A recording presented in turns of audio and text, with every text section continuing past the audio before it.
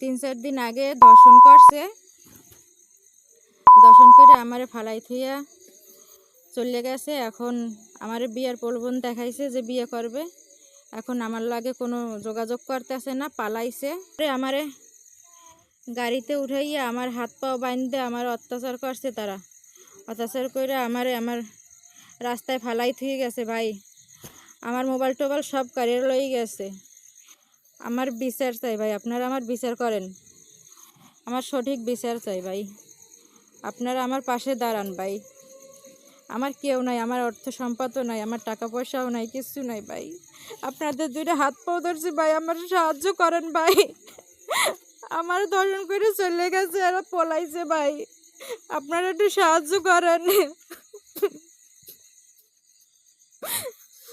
ভাই, আমার সাহায্য করেন। মুখ চাইপে ধরে, চোখ চাইপে ধরে বাইন্দে সাইন্দে আমার উপর অত্যাচার করছে, আমার গায়ে হাত তুলছে। আমার কাছে টাকা পয়সা কিচ্ছু নাই ভাই, আপনারা একটু আমার পাশে সাহায্য করেন, আমার একটু সাহায্য করেন।